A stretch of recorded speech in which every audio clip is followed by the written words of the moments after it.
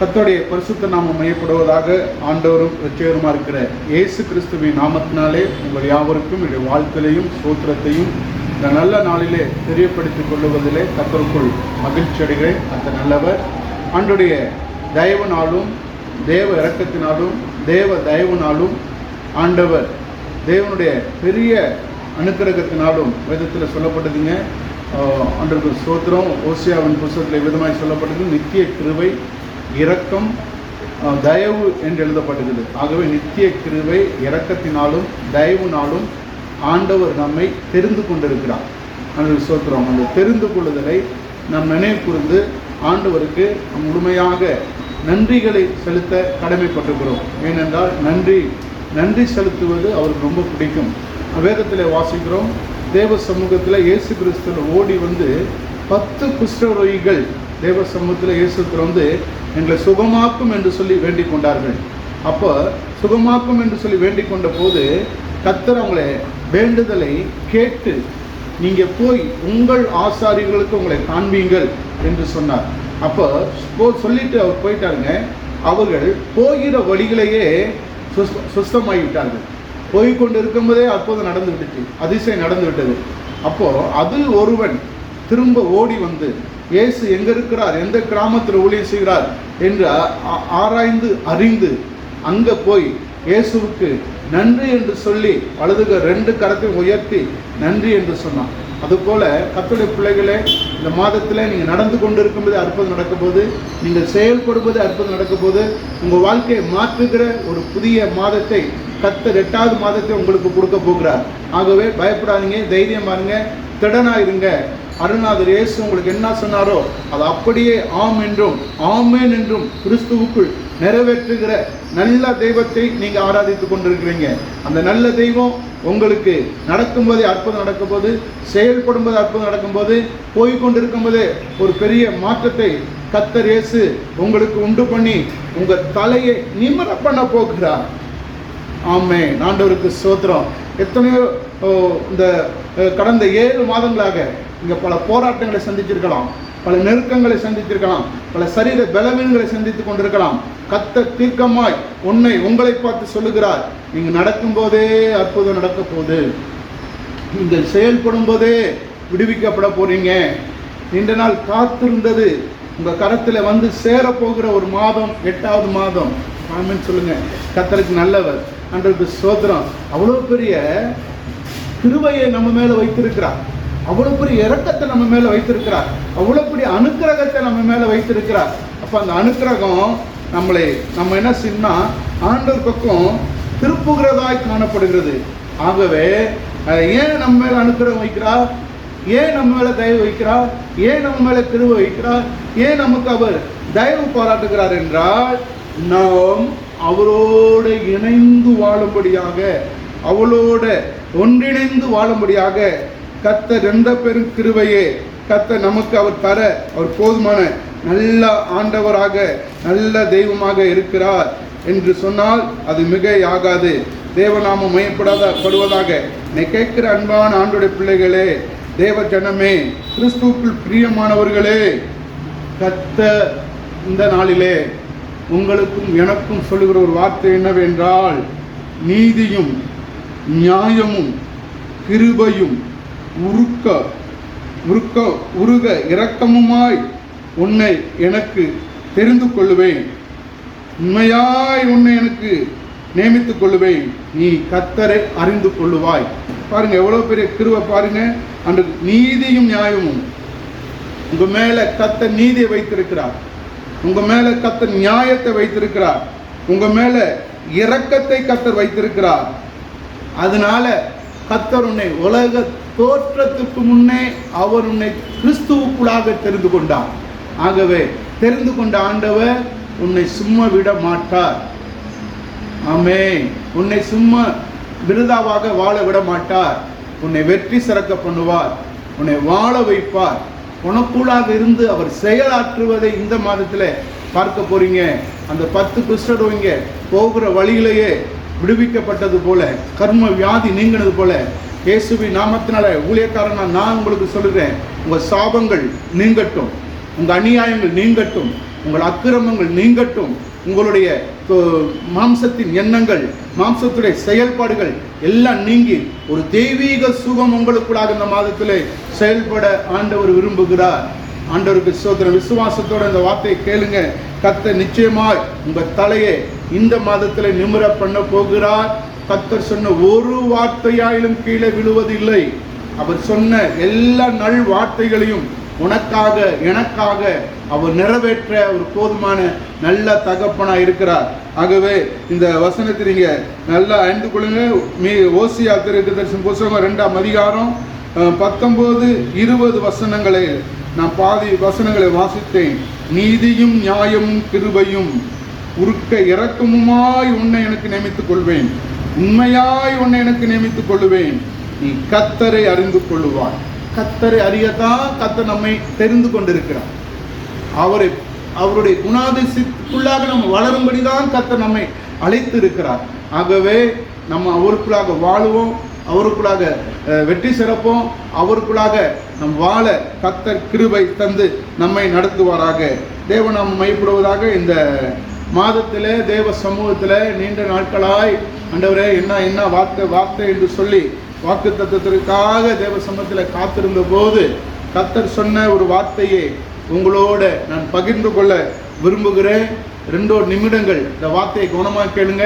இந்த வார்த்தை உங்களுக்கு பெருக்கத்தை கொண்டு வரும், இந்த வார்த்தை உங்களுக்கு விருத்தியை கொண்டு வரும், இந்த வார்த்தை வானத்தை திறக்கும், இந்த வார்த்தையினால நீங்க போஷிக்கப்படுவீங்க, இந்த வார்த்தையினால நீங்க கட்டப்படுவீங்க, இந்த வார்த்தையினால நீங்க எழுப்பப்படுவீங்க, இந்த வார்த்தையினால நீங்க எழும்பி பிரகாசிப்பீங்க, இந்த வார்த்தையினால உங்க பழைய சுபாவங்கள் எல்லாம் ஒளிந்து புதிய மனிதனை கர்த்தர் உங்களுக்கு தர அவர் போதுமான நல்ல தெய்வமா இருக்கிறார். கர்த்தர் நம்மை ஆசீர்வதிப்பாராக. இப்பொழுதும் 1 நாளாகமத்தின் புத்தகம் 20ஆம் அதிகாரம் 9வது வசனத்தில் ஒரு கதாபாத்திரத்தை சொல்லி என்னுடைய வார்த்தையை முடித்துக்கொள்ள விரும்புகிறேன். 1 நாளாகமத்தின் புத்தகம் 11ஆம் அதிகாரம் 9வது வசனம் பாருங்க. தாவீது நாளுக்கு நாள் விருத்தி அடைந்தான், சேனையுடைய கர்த்தர் அவனோடு கூட இருந்தார். ஆண்டவருக்கு ஸ்தோத்திரம். அடுத்த வசனம், கர்த்தர் இஸ்ரவேலுக்காக சொன்ன வார்த்தையின்படியே தாவீதை ராஜாவாக்கும்படி அவன் வம்சத்தில் ராஜ்யபாரம் பண்ணுகிற அவனிடத்திலும் சகல இஸ்ரவேலிலும் வீரத்துவத்தை பாராட்டின பிரதான பராக்கிரமசாலிகளும் என்று எழுதப்பட்டிருக்கிறது. கர்த்தர் இஸ்ரவேலுக்கு சொன்ன வார்த்தையின்படியே என்று சொல்லப்படுது. அப்போ கர்த்தருடைய பிள்ளைகளே, தேவ ஜனமே, மேலே வாசித்தோம், தாவீது நாளுக்கு நாள் விருத்தி அடைந்தான். பாருங்க, ஒரு அற்புதமான ஒரு வார்த்தை நான் தியானித்தேன். விருத்தி என்பது உதாரணத்திற்கு நிலத்துல பயிர் போட்டோம்னா குறைஞ்சது 3 மாதம் இல்லைன்னா 6 மாதம் குறைஞ்சது நான் சொல்றேன், அதிகபட்சமாக நாட்கள் ஆகும். அப்போ 3 மாதத்துக்கு மேலே தான் விருத்தியை காண முடியும், பலனை காண முடியும். கொஞ்சம் கொஞ்சமாக தான் அது என்ன செய்யணும், குறைஞ்சது 3 நாளைக்கு பிறகு தான் அந்த பயிர் மேலே வரும். ஆனால் வேதம் சொல்லுது, தாவீது நாளுக்கு நாள் ஒவ்வொரு நாளும் விருத்தி அடைந்தான். அன்றைய பிள்ளைகளே, தேவ ஜனமே, காரணம் என்னன்னா, தாவீது ஆராதிக்கிற மனுஷன், கர்த்தரை நம்பின மனுஷன், கர்த்தரை சார்ந்து கொண்ட மனுஷன், ஜெபித்த மனுஷன், ஆடுகள் மேல கவனமாக இருந்த மனுஷன், தேவனுக்காக வைராக்கியம் கொண்ட மனுஷன்.